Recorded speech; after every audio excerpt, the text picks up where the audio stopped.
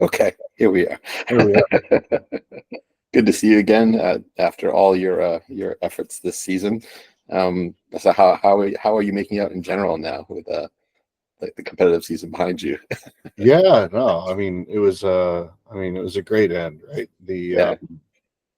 The that show was just of such a high caliber that, that's always what I've wanted to do is Mm, to be compared against the best guys my own age. yeah. And, I really felt like I had that opportunity. And, I'm actually really glad that I did the 40 plus too. Originally, I was only going to do the 45 plus. And, Hmm. while I was certainly satisfied with my placing there, Hmm.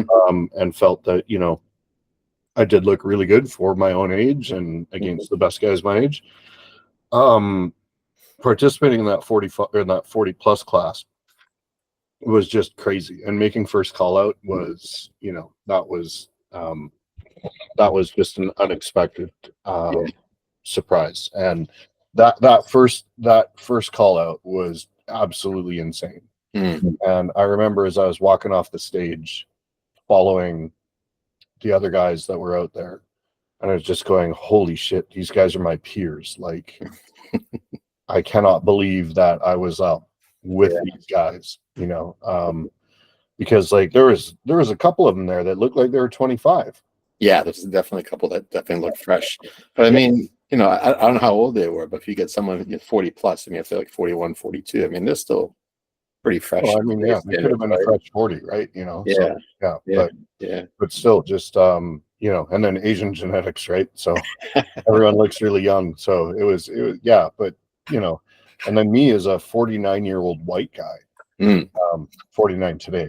carrying the torch. Happy Yeah, birthday. yeah, yeah. So yeah, but as a 49-year-old white guy, being able to be in that first call up with those guys, first call out with those guys, was Yeah, just like it was just amazing. yeah. So obviously, motivation levels are super high. Mm.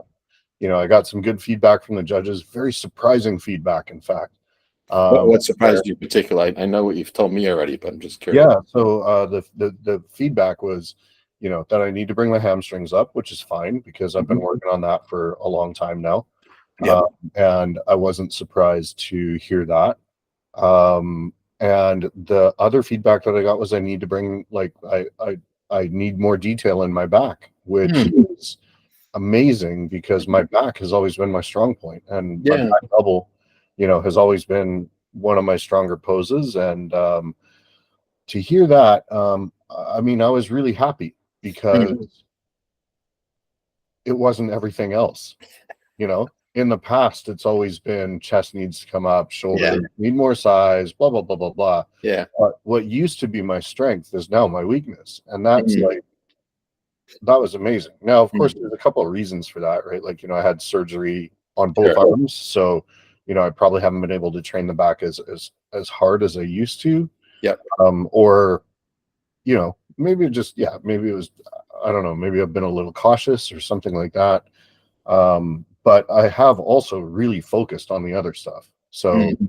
I think it was a combination of the two things. And, to have that result was, or to have that as the criticism or the criticism that came back, Mm. I was elated, Hmm. really, you know. Did they Um, elaborate on detail anymore? Because detail could be interpreted as you needed it to be yeah, harder or whatever, but I don't think that was a problem for you. no, the conditioning, no. So like they were, everybody was very clear that the conditioning, the posing, Mhm. the front poses, like the from the front side, everything was, I mean, well, they said perfect, but Mhm. so they were happy with that. Mhm. But it was just, yeah, more obviously if I'm out there with Asian guys that all have amazing legs, that Mhm. even though my legs are pretty darn good for Mhm. 49 white guy. what they are, the hamstrings got to come up. That's fine. Yeah. We'll keep working on that. Mhm. But then, yeah, with the back, they were just saying that maybe a little bit more thickness, a little bit more detail. I Mm. think specifically what they're referring to is when I look at my back double, I can see that it's more in the upper back. Mm. The guys that placed in front of me had more in through the traps and a little bit more in the upper back stuff.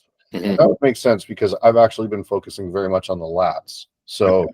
I've been trying to focus on that and getting the, like where your lat insertions are down at the bottom there, just above your erectors. Like I've been trying to sort of build that area up and really focusing all of my movements on really, having the hand positioning right, et cetera, to hit that area. And I think I've been able to accomplish that.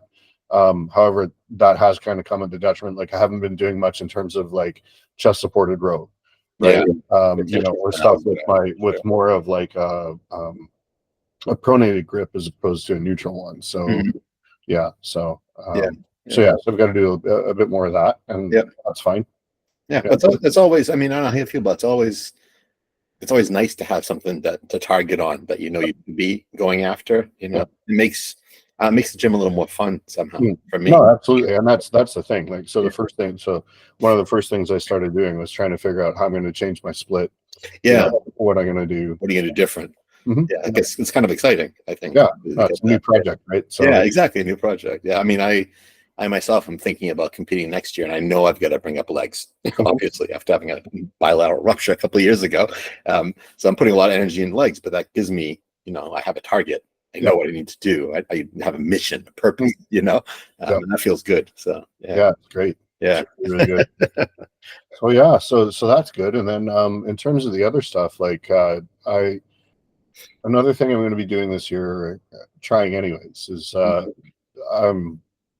given that my ability to accrue muscle mass over every given year is minuscule, I am not going to try to push my weight up. So I'm not going to be pushing calories. I'm going to try to just I'm not going to say maintain, but I'm going to target a level of caloric intake that allows me to stay. I think that I looked my best in terms of like kind of like healthy off-season type look at about 8 weeks out, which had me at about 195, 88 kilos, about 195 pounds. So I think that I'll be looking to keep my weight sort of in between 190 to 195. Okay. Maybe let it creep up a little bit, but more let it creep up as opposed to try to push it up. I understand. So, and just let my body grow, when it wants to, because that's clearly the only way that it's going to do. But in terms of, continuing to give it the right food, make sure everything is in line, the training is intense and stimulating, all that stuff. I'm definitely going to do that, but it's just, I'm not going to go out of my way to try to push my weight up like I have in the past, because there's just no point in putting on 45 pounds to have to cut off 38 to 43, right? So very, very difficult to get my 2 pounds of gain. For sure. So I understand that. So I'm just going to try to stay a lot leaner. I've also, I want to look more like, I like having clearly defined shoulders, right?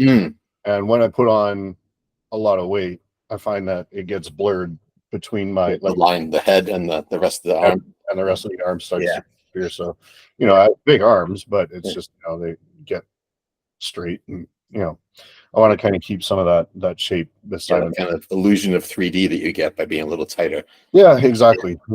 And I mean, whatever the case, I mean, I'm always going to be weighing and measuring and preparing my food, and that's just you enjoy that, right? Eat, so it doesn't take any effort. So I'd just rather, instead of having, if it means that I have 150 gram portions of rice instead of 180, and that's an easy enough change to make, right? Like, it's not that difficult. So we'll figure it out and just stay a little bit leaner, and then maybe that'll make prep a little easier next time around. Not that this prep was tough. I know you did fight some dark moments there. But I expect that those dark moments will have to come anyway. Because that's always at the part where you're like much leaner and closer to stage weight anyways. But just going to try to not get as I guess it's more of a duration thing. It would keep the prep, it would make the prep shorter, so that would be nice. How many weeks did you do this year? quite a lot, you know. It seems like a I long was time. flipping back, looking through, and I had actually posted something where I said I was 22 weeks out. Mm, I think that when I was 22 weeks out, that was kind of when I started to like dial things in a little bit tighter. And then, you know, prep started in earnest at like 16 out. And then, it went through. I was ready a little early. So, yeah, I think you were. Yeah. but I mean, I hit the darkest part of my prep at like 3 or 4 weeks out of the first show. Mm-hmm. But the strategy this year of getting ready for the show 2 months beforehand and then maintaining condition and then doing a final push into the last show, Mm-hmm. that just turned out to be the right decision again. You know, like that was the same thing when I did that years ago. So that's clearly the way that I have to do it. Yeah. Look my best. So, you know, and now that I know that, it's just like that's just what I'm going to assume has to be done. There's no such thing as getting ready for one show for me. It's like, Yeah. Well, yeah, especially, I mean, competitively, you want to be doing more than one anyway, because usually there's a bigger target somewhere in that chain, and there's a qualifier you have to do to get there anyway. So, I mean, yeah, I mean, if I could do one big show only, I probably would do that just because that suits my mentality. But you can't get into that big show without a qualifier. So, you know, and that, you know, it does give you not a dry run, but at least you know, a chance to feel yourself out that season with the first show. I think in my case, what it does is it allows my physique to mature at the body fat level that I get to. So I think that when I first cut, there are some parts of my body that retain a little bit more fat than others. And by keeping my weight constant for a while, like my body fat level at a very low level, kind of redistributes a little bit. Everything kind of tightens up. And if I do another push where, you know, I take off another 4 or 5 pounds or whatever, then at that point, things really tighten up and everything gets a lot leaner. Like my glutes and stuff were a lot leaner in the second show. Yeah. The first one. So yeah. I mean, we wouldn't call it a diet break, obviously, because it's not a diet break. You're not raising calories, but like a pause. You're kind of holding a little bit, catching your breath. Maybe we can say, like, you know, just kind of like, catch your breath and get ready for the next push instead of just keep running full tilt and being breathless. I think that approach really works. Yeah. Good. Yeah. I mean, so that was good. And actually, for the second show, I wound up coming in a couple of kilos heavier than it was for the first one. So that's good. Yeah, that's consistent with what I saw in the past as well. Yeah. So, I think, I mean, it was a bit far, especially the first show for me to see you on stage. But I did get some pretty good zoom in shots with my camera. And I think the second show, you look fresher. You know, you look a little healthier, just a little extra bit of fullness. I think makes a difference. It was good. It was good. And much needed too in that lineup because everyone looked so good. So there's a few guys there who are pretty full. Yeah, it's amazing. Yeah, it's interesting what the Asian frame can carry. If you have a guy who's got a small bone structure, he can put some muscle on it. It looks really impressive, even though he might be like, you know, 170 pounds on stage, you know, or 165 pounds, you know. It's pretty amazing because there's the waist is so small, the joints are so small, and everything. And as usual, let's see the usual things. So like in the weigh-ins, seeing guys weigh in super close to the cap and you're like, oh shit, I'm gonna be dead because I'm, you know, way lighter. And then of course you see show day and they're fat, you know. Happens every time. Or it's like somebody has a shirt on and they look massive and then they take their shirt off or they take their pants off and, you know, like they take their pants off and they have no legs, or you know, take their shirt off and you know they're fat, like you know. But yet that never makes it any easier when you're doing the check-ins and you see the weights. You're always just like, oh, he's gonna kill me. But it's tough to keep your head sorted those times. Yeah, it really is. So that's it's I just laugh at myself now when I see that, because literally like that's the best thing. And I sit there and I go and the thing that's like so weird too is it's just like I just do not see the way that I look when I'm, you know, like I look at the top 3 in the 45 plus, and we're all neck and neck, right? In terms of size and conditioning, all this kind of stuff. The winner had better quads than me, that's for sure. But I didn't give up much on anything else. And yet when I look at myself in the mirror or something, you know, I don't see somebody that looks like that dude did. Yeah, it's going to be on stage. In the back, looking at these guys and going, "Oh my God, I'm dead!" Right? Yeah. And yet I was up there, so it's like it's just bizarre. So I've now decided that I'm going to change my mentality.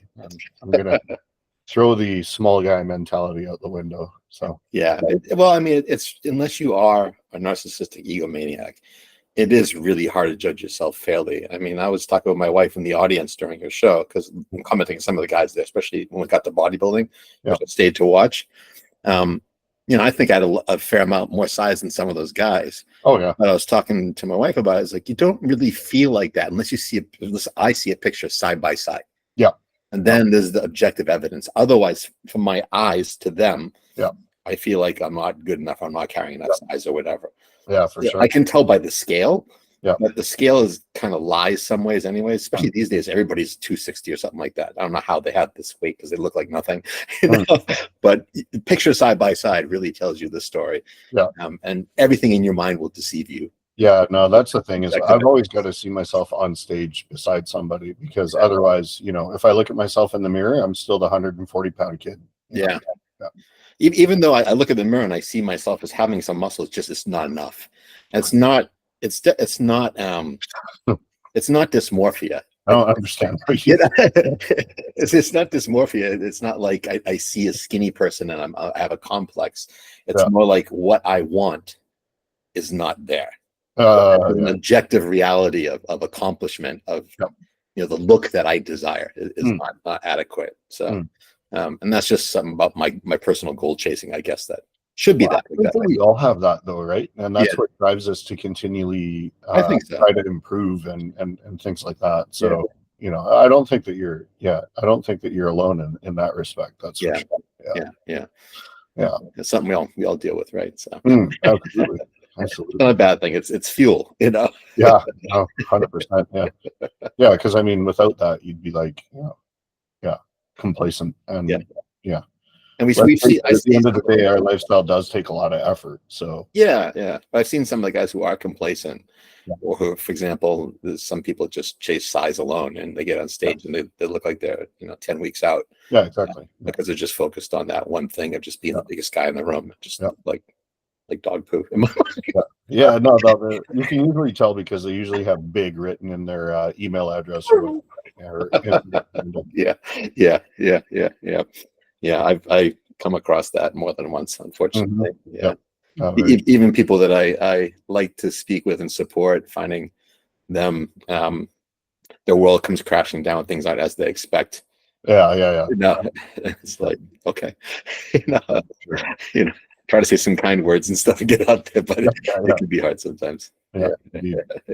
Fortunately, I'm not one of those people, so it's easier to talk to you.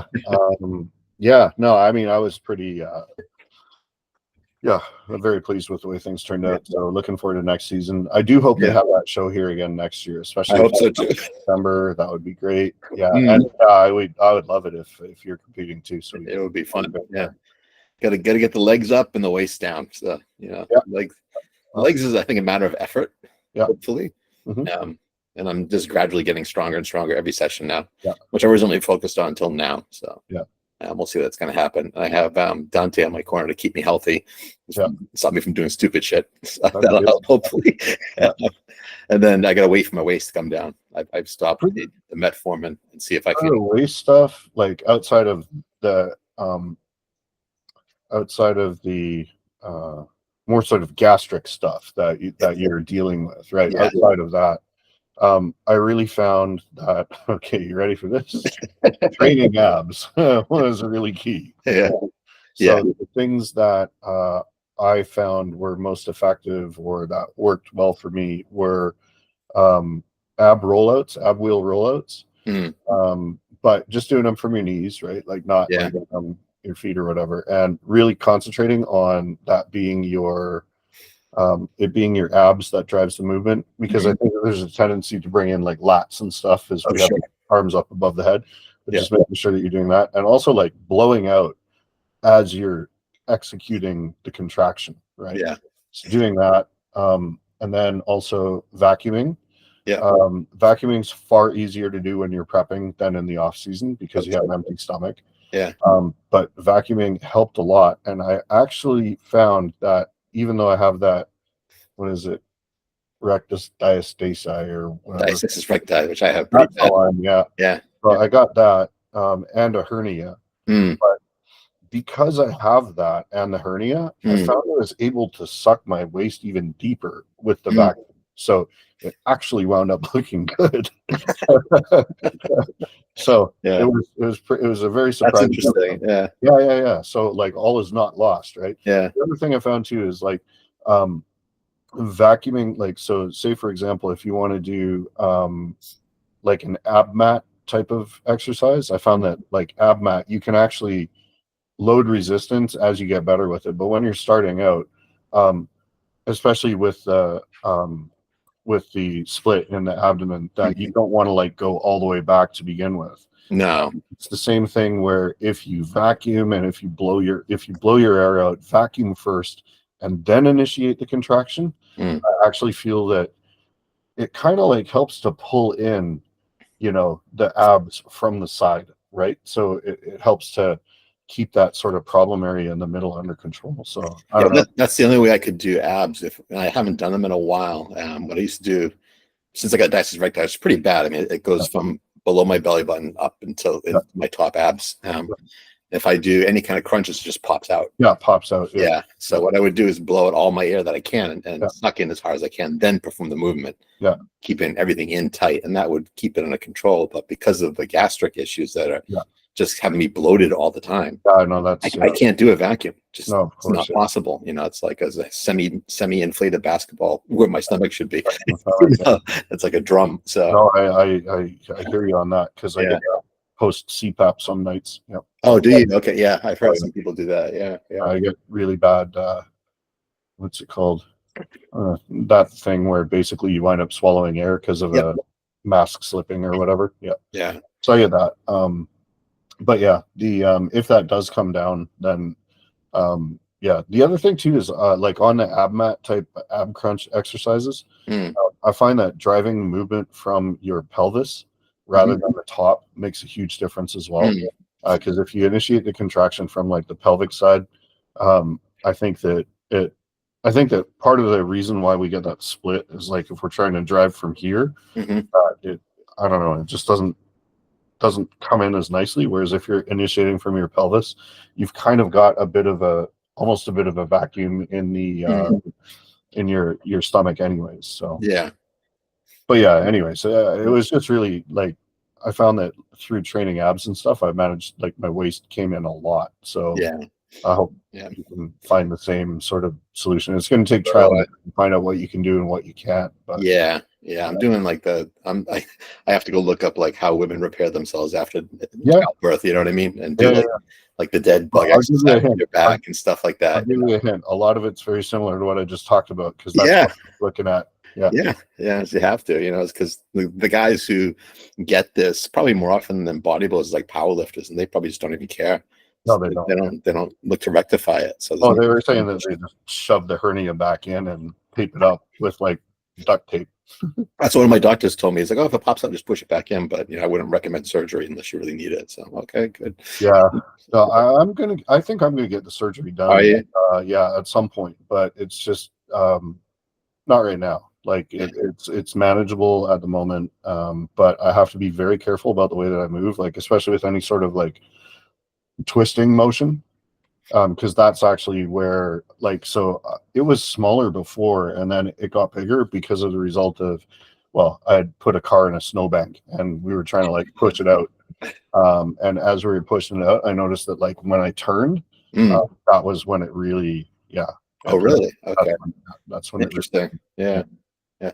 Mine just happened, I think, just from too much intra-abdominal pressure over the years. Right. Just doing rack pulls with 7 plates and stupid shit like that, you know. Yeah.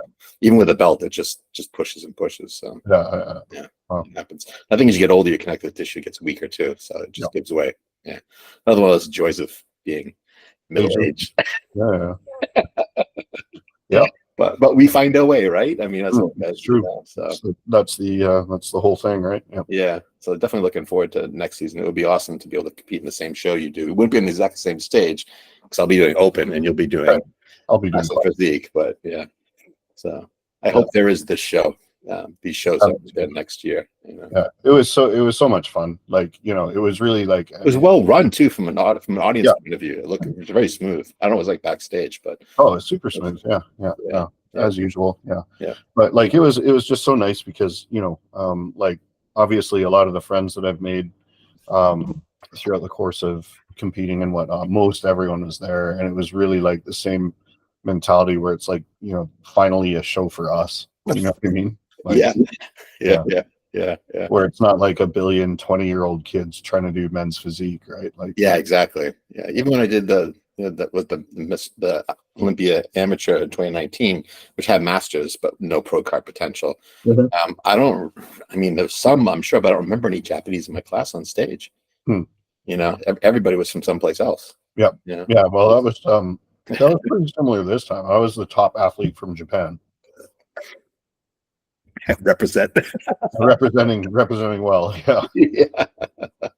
Well, I mean, you know, whatever. My entire competitive career has been out here, so you know. Yeah. And I certainly, I mean, like, I felt like, you know, the people running it, like all of the FWJ folks, I mean, they were certainly, you know, they were certainly supportive, and I think they were pretty happy with you know, the results and stuff. So yeah, so that felt good. Yeah. But yeah, so even if I am a bald white guy, I did feel like yeah, I was kind of representing Japan there. So yeah, cool. I mean, yeah, that's where we live now, right? So exactly. Yeah.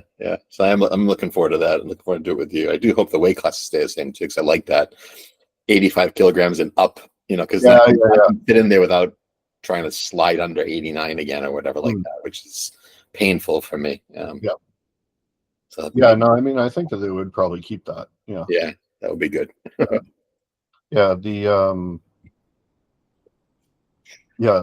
Everything was it was very smooth. It was good. It was a good field though. Like, you know, whatever the division was, you know. Yeah, it was enjoyable from the audience point of view. I mean, they had good competitors. You know, it was a good balance. Most of the classes had enough competitors in them. Of course, there's a few of them, like, you know, 50 plus or whatever, that had a little bit light, but I mean, that's to be expected, you know. Older you get, less competitors there are. Few competitors, but it was still, I mean, definitely, you know, from my point of view, it didn't feel like I was at a master show. Yeah, no, and it wasn't. I think there was critical mass in terms of the number of competitors, and on top of that, the quality of the competitors were good enough that it was like a reasonable show. Like, it wasn't just a reasonable show. When I showed the pictures of like the 45 plus or the 40 plus first call out, like when you compare that to North Americans, this show is better.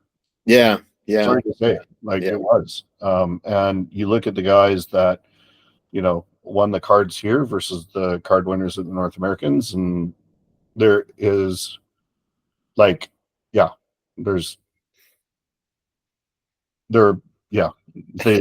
guys that won the cards on the North Americans would probably be beaten out here. Yeah. I showed like that 40 plus lineup. My cousin, who's a pro in open classic physique, right? Like, you know, just not even like not masters, was like, you know, I probably would have lost to a couple of the guys there.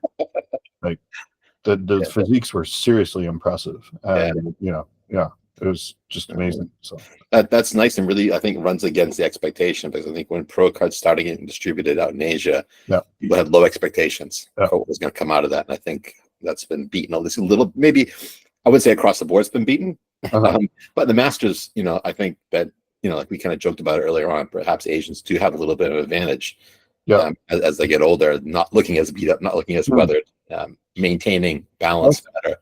I think there's that, and then I think there's also the fact that, like, you know, they've had a history of distributing Masters Pro cards in the US for years now. Whereas in Asia, this was the first time that we had the opportunity to go for a pro card. So, True. you know, so I think that really brought a lot of top competitors this time. I think that's a really good point. Yeah. People expect it in the States. It's kind of been there for a long time. Yeah. But here was like a new opportunity people get excited about and go in there fresh and excited and full of Wow, appetite. just guys that never had the opportunity, right? Like, Yeah. you know, those Chinese guys that like, so both of the guys that placed in front of me in the 45 plus, they were both from mainland China. They wouldn't be able to compete in the US because they couldn't get a visa. Yeah, that's true too. Right. Yeah. So this is why Japan is exciting, because you know, the people that can't get visas to participate in shows in the US. So, for example, Iranians or you know, Chinese or you know, things like that.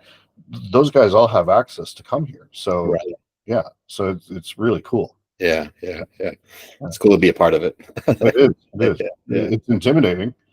I'll tell you that. Motivating.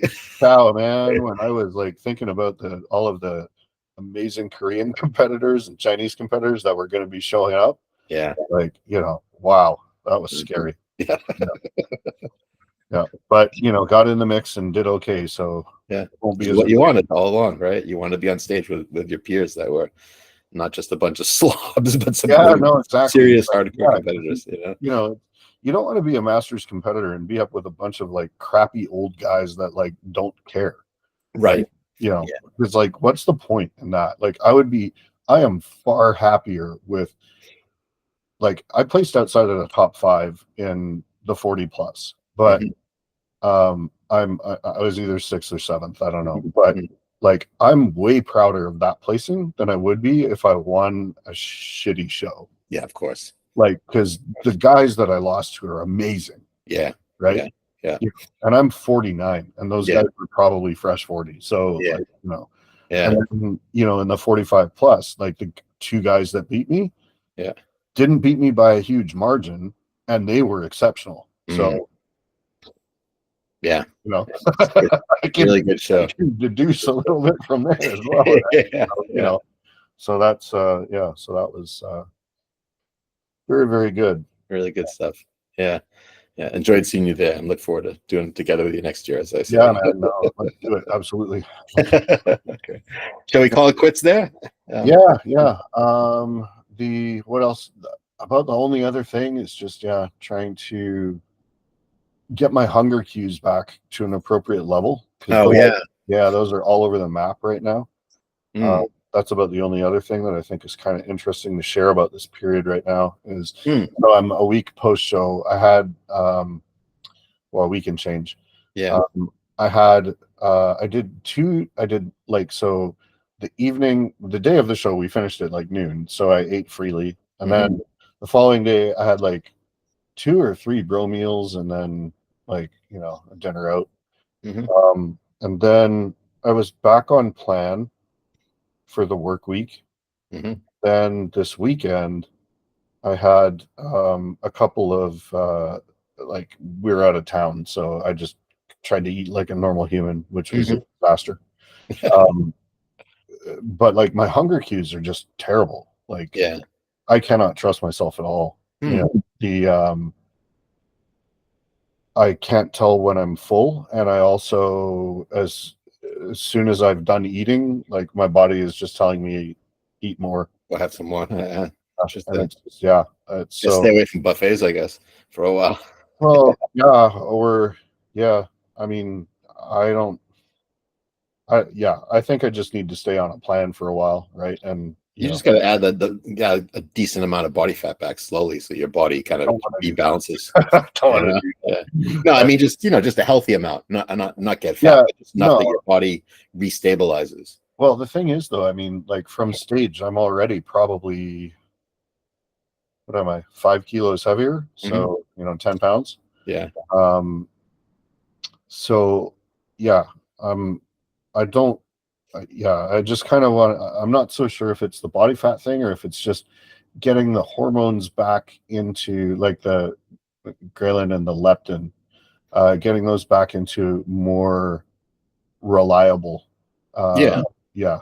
levels, like Yeah. with more regular eating. But it kind of feels like, because I've given it some food, it's just like, now my body's just like, oh, I want it all, right? So I don't really want to do an epic bounce, as I was mentioning. I want to try to No. stay a little bit leaner this off season. Yeah. So Yeah. I wouldn't think you would. You're probably very close to the point where you're going to rebalance, I would think. I hope so. Yeah. Down. Yeah. Give it another. I think probably, most people talk about doing a reverse is like, I don't know, 4, 5, 6 weeks type of thing. So from that perspective, it's still early days. So just kind of like ride the lightning until then, and then hopefully, because it's like, even just bumping, like, so the calories that I put myself on are like really conservative compared to what I normally eat in off season to maintain my weight. So I thought that I wouldn't see the scale go up. So I was quite surprised to see that it's gone up as much as it has. I thought I was still going to be in a deficit. My body is definitely telling me, like, in terms of hunger cues, that I'm still in a deficit. But I'm sure you are. I think it's just because the hormones are out of whack, right? So the hunger cue hormones, like you mentioned, which is going to be related to body fat. I've heard a few coaches these days talk about not throwing caution to the wind, but letting their clients get up to a more stable weight more quickly, as opposed to waiting like, a month and a half or whatever, because they found that there's not a lot of advantage in it. The problem is that some people aren't psychologically prepared to do that. If you give them the room to go up quicker, they just go overboard and they go out of control. Not everybody has the discipline to hold back. So Justin's protocol to come out of the show was pretty interesting. It's like, the day of the show, you can have a free meal. The next day is free for all. Do whatever you want. And then it's 5 high days in a row. So it's like no fats, high carbohydrates, and your last meal can be a free meal. And generally speaking, by the time that's done, you're sick of it and you want to go back on diet food. Probably. Yeah. And then the calories are usually pretty aggressive in the rebound phase there, because he's of the mindset that you can have some of your best gains during that rebound period because your body is so receptive, et cetera, et cetera. And while I don't disagree with that, I just I just wanted to try a different approach this time and try to ease out of it a little bit faster, because as I've said, historically speaking, even if I do these massive rebounds and then push things really aggressively, net from year to year, I don't wind up that different. No. And I think there's a lot of recent use cases and talk out there by people smarter than me and more experienced than me that the rebound idea is a fallacy. That actually does far more harm than good. In multiple ways, especially depending upon what kind of bodybuilder you are. And it's just not worth it. It's an illusion held on from like the 70s and 80s type approach. Well, and it's great justification too, right? Like, you're like, especially after you've been a psych game. And there's something about, like, when you are looking like you're underfed and emaciated, and then you have a week and you explode, and then people around you are like, whoa, dude, you're huge, right? Like, so I think that there's like a bit of that as well. There's a psychological frailty of bodybuilders, right? Unfortunately. You're huge. Yes, I am. Yes, I am huge. Yes, you should see my sock lines. I'm so huge. I can't tie my shoes. I'm so huge. Wait a minute. Does that mean I'm huge? I'm just bloated. Yeah. So just being cautious with that. I'm trying a bit of a different approach because, the past ones have worked. I think that, it's worthy trying something else. There's been plenty of people that talk about trying to, stay a little bit like past couple of years. I've noticed a lot of people have been talking a little bit more about trying to stay lean, coming out of it, being a bit more cautious with the reverse process out of it, and then staying leaner in the off season. That's something I want to try this year. So I regardless of your case, I'm not throwing that aside either. I think that's just a good idea because it's healthier too. Gaining 40, 50 pounds off season is not healthy, really. And I mean, it's not just for us. Just like think about a regular person just carrying the extra body weight, no real purpose. I mean, it's not really constructive.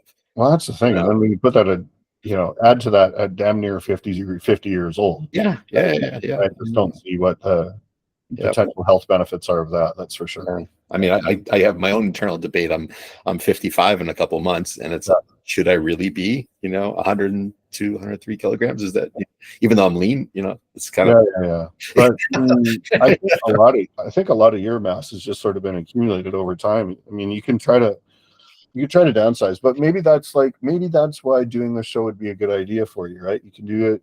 You can you can do that, do the show, see how you feel, and then if you decide after the show that's it, then you can say, okay, I'm done, right? And downsize. But do it like of your own terms.